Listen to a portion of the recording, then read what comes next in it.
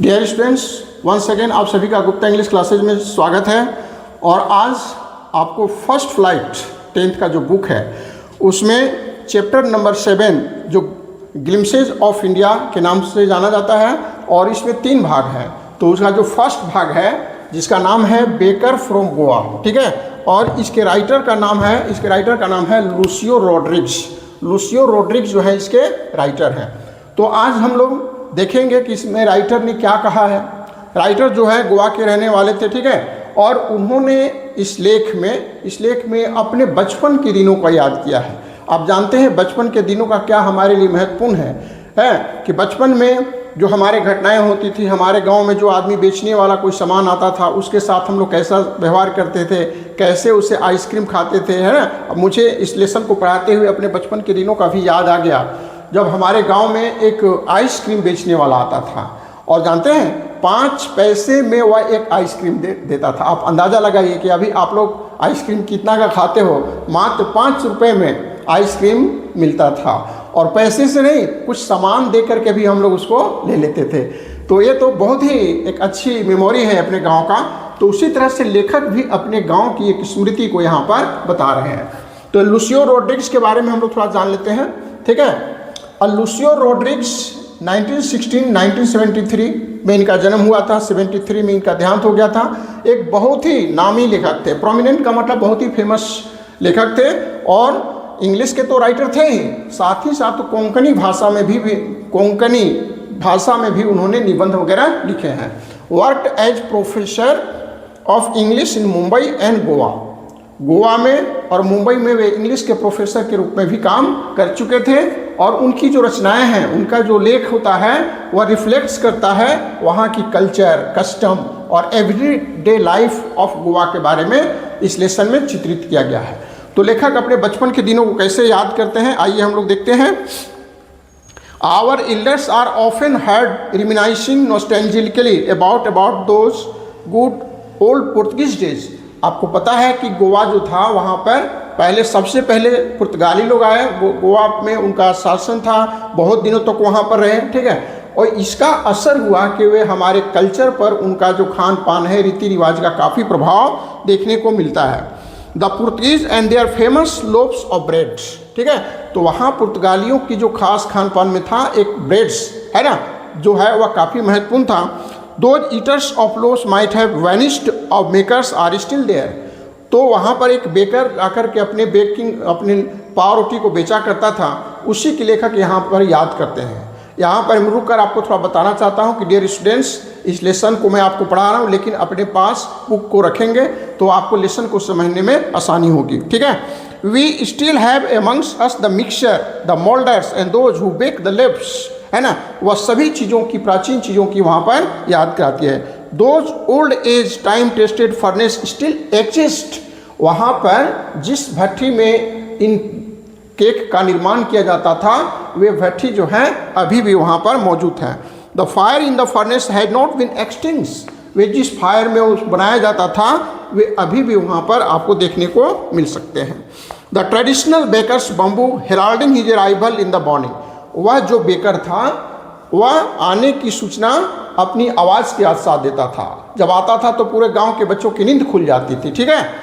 Heralding his arrival in the morning can still be heard in some places, may be father is not alive but the son still carries the family profession.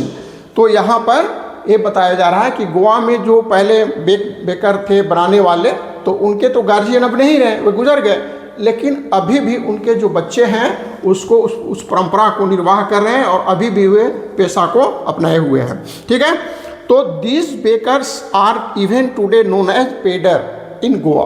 तो ये जो baker होते हैं उनको आज गोवा में पेडर के नाम से जाना जाता है। किस नाम से जाना जाता है? पेडर, PEDAR, पेडर के नाम से उनको जाना जाता है। ये जो बेकर है ना उनको वहाँ पर पेडर के नाम से जाना जाता है।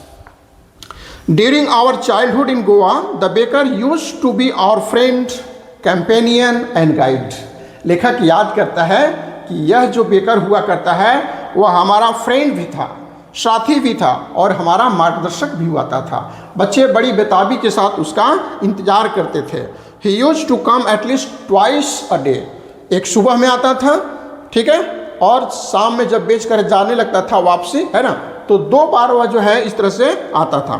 ही used to come at least twice a day, है ना, और अपना आकर के वह वहाँ की महिलाओं को अभिवादन करता था और जो है अपने सामान को बेचता था। ठीक है, आगे देखो, why was it so, was for love of loaf, not at all, the loaves were brought by some Pastin or Bastin the maid servant of the house.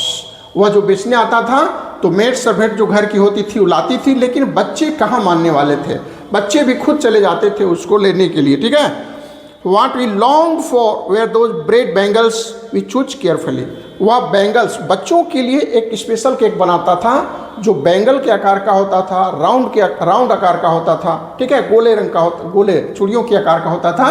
तो यह बच्चों को काफ़ी पसंद था और वह उसमें मिठास ज़्यादा होता था। ठीक है, sometimes it was sweet bread of special make, ये बच्चों के लिए स्पेशल डिजाइन करके बनाया जाता था और बच्चों को काफ़ी पसंद था। नेक्स्ट आगे देखिए, देखते हैं हम लोग। देकर make his musical entry on the sense of jang jang sound of special made of bamboo staff. तो अपने हाथ में एक बांस की छड़ी रहता था, जब गांव में आता था तो अपनी छड़ी पीटकर जिंग जैंग की जो आवाज़ होती थी उससे अपने आगमन की सूचना देता था। बच्चे जो सोए रहते थे जग जाते थे और उसके पास चले आते थे। One hand supported the basket, एक हाथ से वो अपने बास्केट को पकड़ते था और दूसरे हाथ में उसका सपोर्टिंग छड़ी हुआ करता था। ठीक है, और good morning and then place the basket, सभी को गुड मॉर्निंग करता था और अपनी बास्केट को रखकर वहाँ पर सामान को बेचता था। We kids would push aside mild rebuke, जब बच्चे उसके पास चले जाते थे तो हल्का सबको धक्का देकर अलग भी करता था बड़े प्यार से। ठीक है, और डांटता भी था। ठीक है, but we not give up, लेकिन बच्चे कहाँ मानने वाले थे तो उनके पीछे चले ही जाते थे। यू वुड क्लाइम बेंच, बच्चे बेंच पर चढ़ के देखते थे या घर की जो मुंडेर होती है, परापेट होता है, उस पर चढ़ कर के भी उसको देखते थे। ठीक है, I can still recall the typical fragrance of those loaves. लेखक यहाँ पर क्या करता है, अभी भी उसको सुगंध जो उस केक से निकल करके आती थी उसको लेखक को अभी भी ठीक ठीक से पता है। ठीक है, loaves for the elders, the bangles for children, वह जो बड़े लोग होते थे उनके लिए लोव्स लाता था, छोटे बच्चों के लिए वह क्या लाता था, बैंगल्स लाता था। Then we did not even care to brush our teeth, है, और जब उसकी आगमन होती थी ना तो बच्चे कहाँ परवाह करने वाले थे कि ब्रश भी करना है, टूथब्रश, सब कुछ नहीं, बस उठे आँख मलते हुए और उसके पास चले गए और वहाँ पर मुंह धोने की किसी को कोई चिंता नहीं है। We should take the trouble of plucking the mango, अब कौन दातुन लेने कौन जाता है, उसको आम के पेड़ से तोड़ना पड़ता है, वो बहुत मुश्किल काम है। वो बच्चों का था कि पहले खा लो, ठीक है, बाद में देखा जाएगा। ठीक है, the tiger never brush the teeth, बच्चे तो अपना बहाना भी बना लेते हैं कि बताओ टाइगर कभी मुंह धोता है, नहीं धोता है ना। तो इस तरह से थोड़ा सा ह्यूमर का सेंस यहाँ पर डाला गया है। Hot T could wash the clean of everything so nicely after all, बच्चे कहते हैं कि जब मैं चाय पीऊँगा तो मुंह अपने आप साफ हो जाएगा। ठीक है, तो बच्चे लेखक जो है यहाँ पर अपने बचपन के दिनों को इस तरह से याद करते हैं। चलिए आप आपसे बीच में क्वेश्चन पूछते हैं, what are the elders in Goa nostalgic about, वहाँ गोवा के जो बड़े बुजुर्ग थे वह किस बात को बारे में सोचते थे, वे अपनी पुरानी जो बातें थी, नॉस्टैल्जिक हो जाता मतलब पुरानी बातों को याद करना कि यहाँ पर जो है बेकर आता था, उस स्मृतियों में खो जाते थे। ठीक है, चलिए आगे देखते हैं। और गोवा में बेकर का जो सोसाइटी है, वहाँ का जो सोसाइटी है गोवा का, वहाँ पर बेकर के बिना अधूरा है। बेकर हर काम में वह आगे रहता था, वह शादी विवाह का समय हो, जन्म का उत्सव हो, किसी तरह का कोई काम हो तो बेकर से आपको पाला पड़ने वाला है। आइए देखते हैं, मैरिज गिफ्ट्स आर मीनिंगलेस, अगर आप बच्चे की शादी कर रहे हैं तो उसमें जो केक आप इसका नहीं लेते हैं तो आपका शादी मीनिंगलेस है। Meaningless without the sweet bread known as bol, शादी के अवसर पर जो स्पेशल बनाए जाते थे उसको कहा जाता था बोल। ठीक है, शादी के अवसर पर जो केक बनाए जाते थे उसको कहा जाता है BOL, ठीक है। शादी के अवसर पर इसको बनाया जाता था। Just as party for a feast loves its charm without bread, not enough can be said to show how important baker can be for the village। वह गांव के सभी लोगों के लिए, है ना, वह काफ़ी महत्वपूर्ण था। The lady of the house must prepare sandwich on the occasion of the daughter's engagement. जब बच्चियों की जो विदाई होती थी उसमें भी उसका इस्तेमाल किया जाता था। महिलाएं सैंडविच तैयार करती थी तो उसमें उसका इस्तेमाल कर लेती थी, ठीक है। Cakes and bolinhas are the must Christmas, और क्रिसमस का जो त्यौहार आता था उसमें भी cakes and bolinhas are the must for the Christmas. तो वह क्रिसमस के अवसर पर जो मिठाई बनाता था, केक बनाता था, वह भी उसके लिए काफ़ी महत्वपूर्ण था। 10 the presence of baker furnace in the village is absolutely essential. और इस तरह से लेखक बताने की कोशिश करते हैं उसकी जो भट्ठी है अभी भी इस बात का सबूत है कि वह कितना महत्वपूर्ण था, है ना। और वह जो एक प्रकार का एक विरासत जो हेरिटेज है, पुरानी चीज़ों को देखिए हम लोग को कभी मिस नहीं करना चाहिए। तो लेखक अपनी पुरानी स्मृतियों को, पुरानी मेमोरी जो है उसको वह याद कर रहा है। चलिए आगे देखते हैं। द बेकर और bread seller of those days had a peculiar dress known as kabai. Kabai KABAI, ठीक है। तो वह जो बेकर था, ठीक है, तो उसका एक अपना एक अलग पहनावा था और उस पहनावे को देखकर बच्चे काफ़ी पहचान लेते थे। और उसका एक लंबा वाला जो ड्रेस हुआ करता था जिसको कि कबाई कहा जा सकता है, ठीक है। बच्चों आज इस लेसन से संबंधित जो वर्ड मीनिंग है और MCQ वाले जो प्रश्न हैं इसको हम शॉर्ट वीडियो में भी डाल दिए हैं, उसको आप लोग देखेंगे, ठीक है। तो इसका ड्रेस का नाम क्या हो गया बेटा? ड्रेस का नाम हो गया कबाई। इसको आप लोग नोट करेंगे, कबाई उसका ड्रेस का नाम हुआ, ठीक है। It was a single piece. यह जो ड्रेस होता था वह अकेला सिंगल होता था ऊपर से नीचे तक, ठीक है, और वह आपके नीचे पैर तक पहुंच जाता था। Frock reaching down to the knees, वह आपके घुटनों तक पहुंच जाता था। In our childhood we saw bakers wearing a shirt and trousers. वह शर्ट भी पहनता था और पजामे भी पहनता था। Which were shorter than full length, वह पूरे लंबाई का नहीं होता था, पैर से ऊपर तक रहता था, ठीक है। Half pants. इवन टुडे अगर आज भी उस तरह का कोई ड्रेस पहन कर निकलता है तो तुरंत उसको पेडार कह करके बुलाया जाता है। देखो पेडार इज कमिंग, ठीक है।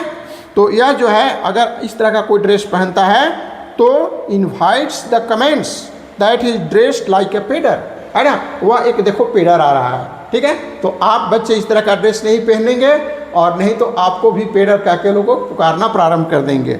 चलिए अब अंतिम जो इसका पैराग्राफ है उसको भी आपको बता देते हैं। चलिए नेक्स्ट देखिए। The baker usually collected his bills. देखिए कितना सिस्टम आज के ज़माने में संभव नहीं है। आज तो तुरंत ऑनलाइन पेमेंट मांग करके दे सकते हैं, पेमेंट का सिस्टम एक अलग हो गया। लेकिन उस जमाने में देखिए पेमेंट का सिस्टम क्या था। The baker usually collected his bills at the end of month. वह महीना में एक बार, मान लो कि ये दीवार है ना, तो दीवार पर, घर का जो दीवार होता है उसकी दीवार पर ही पेंसिल से इस तरह का कुछ नोट लिख देता था। अपने पास कोई डायरी नहीं रखता था, दीवार के ऊपर से ही पेंसिल से कुछ नोट लिख दिया कि इस घर में हमने कितने का सामान दिया है। क्या तरीका था, ठीक है। और महीना में एक बार कलेक्शन करता था। Baker usually collected his bills at the end of the month. महीने के अंत में एक बार वह अपना तगादा करता था, पैसा ले लेता था। Monthly accounts used to recorded on the wall, है ना, वॉल पर जो है पेंसिल से कुछ रिकॉर्ड कर देता था और उसी को देखकर वह अपना हिसाब ले लेता था। Baking was indeed a profitable profession in the old age. लेखक यहाँ बताना चाहते हैं कि यह जो बेकिंग का काम है वह बहुत ही फायदे का सौदा था। फायदे का क्यों?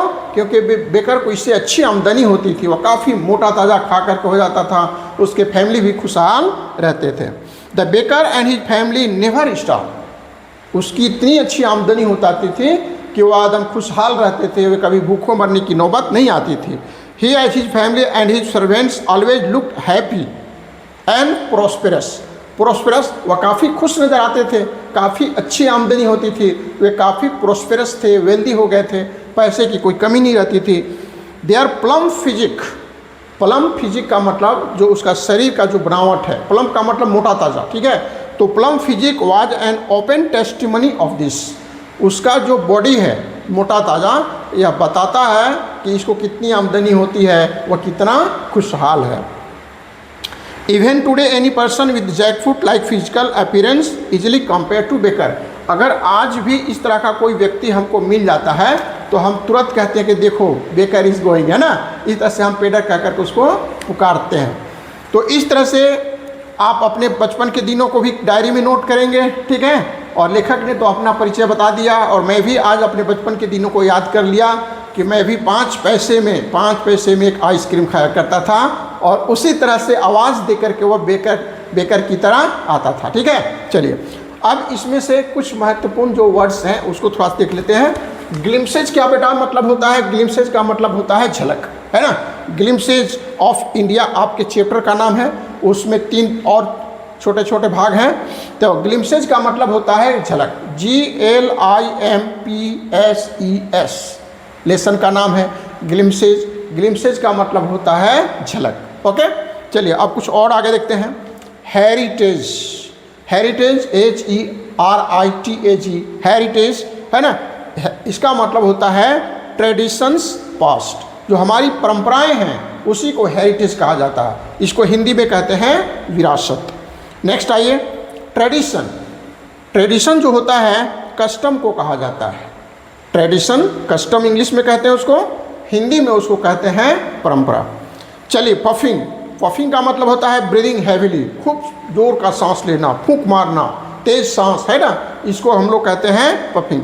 जिंगल, जिंगल क्या होता है? एक टर्म आया है इसमें, तो इसका मतलब होता है रिंगिंग साउंड, जिसमें झंझनाने की कुछ आवाज़ होती है, ठीक है। थर्ड, THUD, थर्ड, थर्ड का मतलब होता है डल हैवी साउंड, इसको कहते हैं धमाके की आवाज़, ठीक है। चलिए रिफ्रेन, REFRAIN, रिफ्रेन क्या होता है?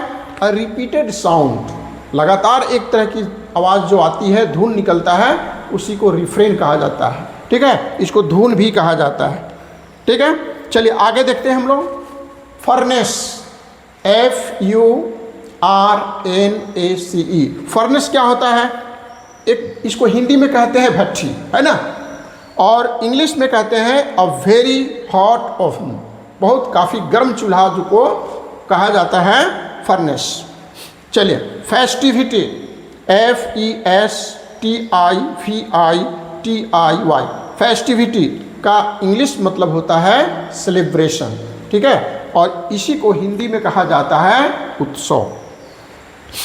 लॉइटरिंग, LOITERING, लॉइटरिंग का मतलब होता है वांडरिंग करना, बिना काम का, बिना मतलब का इधर उधर घूमना लॉइटरिंग कहलाता है, ठीक है।